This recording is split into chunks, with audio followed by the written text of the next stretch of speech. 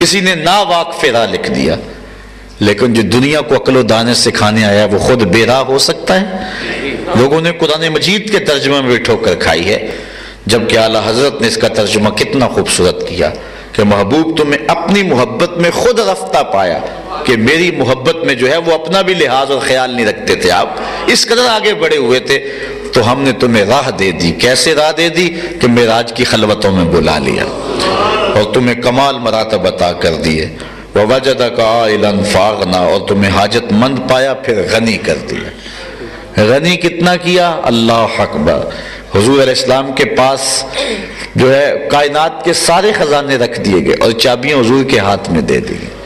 حضور نے فرمایا انما انا قاسم واللہ موتی، میں بانٹنے والا ہوں، اللہ مجھے عطا کرنے والا۔ اللہ نے سارے خزانے دے دی نا، غنی کر دیا۔ وہ کسی نے کہا تھا نا کہ حاتم طائی بڑا دریا دل تھا، ایک ایسے مکان میں بیٹھا تھا جس کے 12 دروازے تھے، ایک سائل آیا ایک دروازے سے، اس نے مانگا، اس نے دیا، وہ بحروب بدل کے دوسرے دروازے سے آ گیا، اس نے پہچان لیا یہ پہلے ابھی خیرات لے کے گیا، اسے غصہ آنا چاہیے تھا، اتنا دریا دل تھا، اس نے پہچاننے کے باوجود پھر دے دیا۔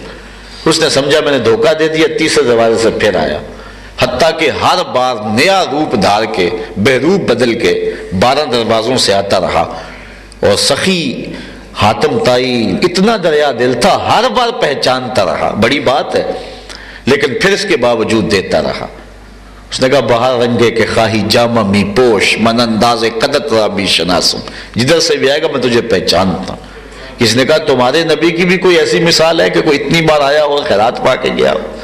مسلمان نے کہا بولے نا بند بات یہ ہے کہ میرے نبی کی دہلیز سے کوئی ایک بار آیا پھر دوسری بار آنے کی ضرورت ہی نہیں رہی، حضور نے اتنا دیا ہے کہ پھر دوبارہ اس کو ضرورت نہیں رہی۔ اعلیٰ حضرت کا اسلوب یہاں دیکھیے، میرے کریم سے گر قطرہ کسی نے مانگا، دریا بہا دیے ہیں در بے بہا دیے ہیں۔ غزوہ حنین سے جب حضور واپس آئے اور حضور کے حصے کی جو بکریاں تھیں جو خمس کی صورت میں ملی تھیں، آقا کریم علیہ السلام کے حصے کی بکریاں اتنی تھی کہ 2 پہاڑوں کے درمیان جو وادی ہوتی ہے وہ بکریوں سے بھری ہوئی ہوتی ہے، اتنی وادی جو ہے وہ بکریوں سے بھری ہوئی ہے، بیڑیں بکریاں اور جانور ہیں۔ ایک شخص حضور سے آ کے سوال کرتا، حضور فرماتا ہے یہ ساری تجھے دے دیں۔ وہ ساری بکریاں لے کے اپنی قوم کے پاس گیا اور کہنے لگا میں نے ایسا شخص دیکھا ہے جو اتنا عطا کرتا ہے کہ فقر کا ڈر ہی نہیں رکھتا ہے۔ میاں میرا رب کہہ رہا ہے محبوب اتنا دیا کہ آپ کو غنی کر دیا۔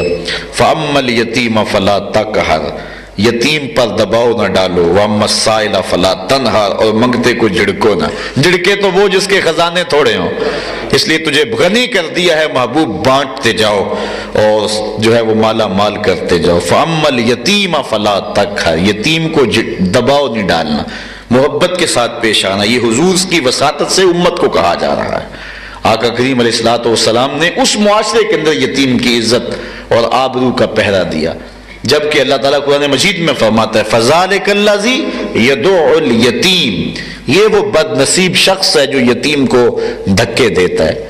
یہ یتیم کو منحوس خیال کر کے اس کو اپنے گھر نہیں آنے دیتے تھے کہ اس کی نحوست ہمارے گھر میں نہ آ جائے، لیکن میرے اور آپ کے آقا مولا فرمایا آنا وکافل الیتیم کا ہاتین یوم القیامہ، میں اور یتیم کی کفالت کرنے والا قیامت کے دن اس طرح نیڑے ہوں گے جس طرح میری 2 انگلیاں نیڑے ہیں۔ کتنی محبت تھی۔ یہ جس نے کتاب لکھی The 100، مائیکل ایچ ہارٹ نے، یہ 100 دنیا کی عظیم ترین شخصیات پر اس نے گفتگو کی ہے، حضور کا نام اس نے سر فہرست رکھا ہے اس کتاب میں، اور وہ کہتا ہے میں عقیدت کی وجہ سے نہیں رکھا، میرٹ کی بنیاد پہ رکھا ہے۔ اگر عقیدت کی بنیاد پہ میں پہلے نمبر پہ نام رکھنا چاہتا تو حضرت عیسیٰ علیہ السلام کا رکھتا، چونکہ وہ مذہباً عیسائی ہے، لیکن میں نے حضور علیہ السلام کا نام پہلے رکھا۔ کیوں؟ کہتا ہے کہ کائنات میں کوئی دوسرا شخص اس شخص کے جوڑ کا ہے ہی نہیں۔ وہ کمالات اور حضور کی وہ خوبیاں جن کی بنیاد پر اس نے حضور کا نام سر فہرست رکھا، اس میں ایک یہ کہ حضور کی نزاکت قلبی اور حضور علیہ السلام کی رقاقت قلبی۔ اس کی ایک مثال آپ کے سامنے رکھتا ہوں۔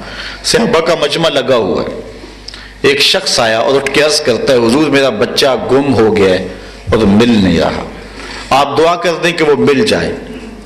قبل اس سے کہ حضور دعا کے لیے ہاتھ اٹھاتے اور اجابت کے سارے دروازے کھل جاتے اور دعا باب اجابت تک پہنچتی، ایک شخص جو دیر سے آیا تھا دروازے پہ بھی کھڑا تھا، اس نے کہا حضور میں اس کے بچے کو فلاں باغ میں بچوں کے ساتھ اکٹھے کھیلتے ہوئے دیکھا ہے، باپ نے جب سنا کہ میرا بچہ فلاں باغ میں ہے تو اس نے دوڑ لگائی، حضور نے فرمایا سے بلایا جائے، بلایا گیا، کہا بہت جلدی ہے۔ جی حضور آپ جانتے ہیں ایک باپ کے جذبات کیا ہوتے ہیں، بچھڑا ہوا ہے بچہ، الگ تڑپ رہا ہوں، ماں اس کی الگ رو رہی ہے، میں چاہتا ہوں خود ملوں اس کو اور ممتا کی ماری ہوئی ماں کے دل کو بھی قرار ملے۔ فرمایا ضرور جاؤ، میں بخوبی جانتا ہوں باپ کے اور ماں کے جذبات کیا ہوتے ہیں، لیکن تمہارے بلانے کا بھی ایک مقصد تھا، سنو میں تمہیں اس لیے بلایا ہے، تمہیں ایک بات بتانا چاہتا ہوں۔ جی حضور ارشاد کیجئے۔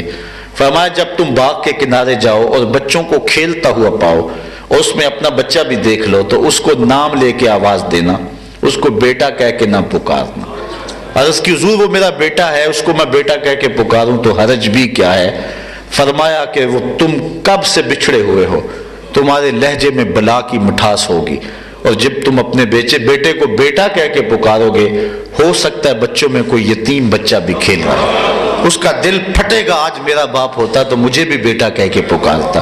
فرمایا یہ شوق گھر جا کے پورا کر لینا، اور جب بچے اکٹھے کھیلتے ہوں اس وقت کبھی بھی اپنے بیٹے کو بیٹا کہہ کے نہ پکارنا۔ یہ ہے نزاکت قلبیہ، یہ اسلام ہے، ہمیں یہ دین دیا گیا ہے۔ بیوہ کے سامنے اپنی بیوی سے پیار نہ کرو، غریب کے سامنے اپنی دولت کی نمائش نہ کرو۔ خورشید گیلانی نے کہا تھا کہ امیر لوگ آسائش نہ چھوڑے، نمائش چھوڑ دیں تو غریبوں کی جان سوکھی ہو سکتی ہے۔ یہ جو نمائش کرتے ہیں، حضور نے تو یہاں تک فرمایا کہ اپنے گوشت کی خوشبو سے اپنے غریب ہمسائے کو تکلیف نہ دو، یا تو تھوڑا سا پانی زیادہ ڈال لو اور پیالی شوربے کی ان کے گھر بھی بیچ دو، اگر نہیں کر سکتے تو ایسے زاوی اور ایسے وقت میں پکاؤ کہ غریب ہمسائے کے بچے سو چکے ہوں۔ اگر ان تک خوشبو پہنچ گئی اور وہ اپنے مزدور باپ سے ضد کر بیٹھے تو بتاؤ ضد کا علاج کس کے پاس ہوگا؟ وہ کیا کسی نے کہا تھا دوپہر کو سلا دیتی ہے بچوں کو وہ اس ڈر سے گلی میں پھر کھلونے بیچنے والا نہ آ جائے۔ ہم نے کبھی لوگوں کے درد کو سمجھا؟ ہمارے دیہاتوں میں ایک رواج ہے کہ جب ہم اپنی بیٹی کی شادی کرتے ہیں تو اس کا جہیز چارپائیوں پہ بچھا دیتے ہیں، پھر ایک عورت کو بیچتے ہیں، جاؤ جا کے پورے محلے میں بستی میں بتاؤ کہ بیٹی کا جہیز دیکھ جاؤ۔ اس کو رسم وکالہ کہتے ہیں۔ بیٹی اپنی کو جہیز دے رہے، لوگوں کیوں دکھلا رہے ہیں؟ صرف اس لیے کہ لوگ باتیں کریں جی حد کر دی، خان صاحب، ملک صاحب، چودھری صاحب، سیٹھ صاحب نے اخیر کر دی، بڑا دیا بیٹی کو، دیا تو اپنی بیٹی کو، لیکن ہم چاہتے ہیں کہ تندوروں پہ، چوپالوں پہ، بیٹھکوں میں باتیں ہوں۔ باتیں ہوئیں، لوگوں نے کہا، لیکن یہ کسی نے نہ سوچا کہ تمہاری بیٹی کا جہیز دیکھنے کے لیے یتیم بچیاں بھی آئیں، اس مزدور کی بیٹیاں بھی آئیں جو بوڑھا ہونے کے باوجود کانپتے ہوئے ہاتھوں میں اوزار اٹھا کے مزدوروں والے اڈے پہ جا کے بیٹھ جاتا ہے۔ یہ آپ نے پرسوں کا اخبار دیکھا، چوتھ کا اخبار، کہ کاموں کے کا ایک مزدور جو 6 دن اڈے سے واپس آتا رہا اور 6ٹھے دن جب گھر واپس پلٹا اور اپنے بچوں کو بلکتا ہوا دیکھا تو دل کے دورے سے اسی وقت موت واقع ہو گئی۔ ایسے لوگ بھی ہیں۔ تو وہ مزدور جو بڑھاپے کے باوجود مزدوروں والا سامان اٹھا کے اڈے پہ پہنچتے ہیں، بڑھاپے کی وجہ سے انہیں قبول بھی نہیں کرتا کوئی، وہ کہتے ہیں 10-20 روپے کم دے دینا لیکن ہمیں لے جاؤ، لیکن اسے کوئی، یہ بوڑھا آدمی کیا کرے گا، اسے کوئی قبول نہیں کرتا۔ جب وہ چٹے دن واپس پلٹتا ہے، جب 10-11 بجے واپس گھر لوٹتا ہے مایوس ہو کہ اب مجھے لینے والا کوئی نہیں آئے گا، تو جانتے ہو کہ اس کے قدم کتنے بوجھل ہوتے ہیں۔ آج وہ اپنی بیوی کو کہہ کے آیا تھا کہ آج جو مجھے مزدوری ملے گی اس کا آٹا لے کے آؤں گا۔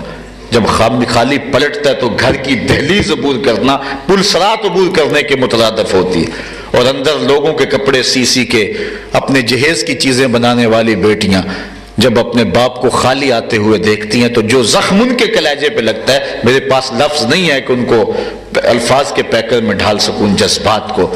تمہاری بیٹی کا جہیز دیکھنے کے لیے اس مزدور کی بیٹیاں بھی گئیں، تم نے تو داد وصول کر لی، لیکن جو زخم ان کے کلیجے پہ لگا اس کا مداوا کس کے پاس ہے؟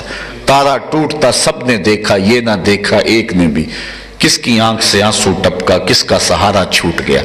فرمایا تم نے بیٹا کہہ کے شوق پورا کرنا ہے تو گھر میں کر لینا، لیکن اس کو بچوں کے سامنے بیٹا نہ کہنا، کہ کوئی یتیم ہوا تو اس کا دل دکھ جائے گا۔ اس عنوان سے بڑے واقعات ہیں۔ آقا کریم علیہ السلام عید پڑھنے جا رہے تھے کہ راستے میں دیوار کے ساتھ لگا ہوا ایک بچہ روتا ہوا دیکھا، پوچھا بیٹے آج تو عید کا دن ہے اور تم رو رہے ہو؟ اس نے کہا میرے باپ کا سایہ میرے سر پہ نہیں ہے۔ حضور علیہ السلام نے اس کو اپنے ساتھ لیا اور کیا فرمایا کہ کیا تو یہ پسند نہیں کرتا کہ محمد تیرا باپ لگے اور عائشہ تیری ماں لگے اور فاطمہ تیری باجی لگے؟ اس نے کہا یہ رشتے مل جائیں تو چاہیے بھی کیا۔ حضور لے گئے، عیدگاہ میں انتظار ہو رہا ہے اور اس کو نیا لباس پہنوایا، اس کو کھانا کھلوایا، پھر ایک انگلی سے حسنین کو تھاما، ایک انگلی سے اسے تھاما۔ اور بچے بھی ماں باپ کے ساتھ جا رہے، یہ بچہ کہتا ہے ہوں تو یتیم لیکن آج یتیمی کا مزہ آ گیا، حضور کی انگلی تھام کے جا رہا ہوں۔ تو کہا فخر نہیں کرتا۔ اچھا یہاں بڑی خوبصورت بات لکھی ملا علی قاری نے، وہ کہتے ہیں بات تو فخر والی ہے، کرتے کیوں نہیں؟ نبی جھنڈے کے سائے تلے ہوں، بات فخر والی ہے کہ نہیں؟ وہ کسی شخص کی والدہ فوت ہو گئی اور اس کا اصرار تھا کہ ان کی والدہ کے چیلم کے ختم پہ میں گفتگو کروں۔ مصروفیات کچھ اس طرح کی ہیں تو میں معذرت کی، لیکن انہوں نے کہا کہ آپ ضرور آئیں۔ اچھا مجھے جو لالچ دی گئی وہ یہ تھی کہ وہاں پاکستان کے ایک نامور ایٹمی سائنسدان آ رہے ہیں۔ بہرحال مجھے بھی شوق تھا دیکھنے کا، چلا گیا۔ میں نے شخص کو دیکھا کہ اس کے پاؤں زمین پہ نہیں لگ رہے تھے۔ کیوں؟ اس لیے کہ آج اس کے مہمانوں میں پاکستان کے ایک ایٹمی سائنسدان بیٹھے ہوئے ہیں۔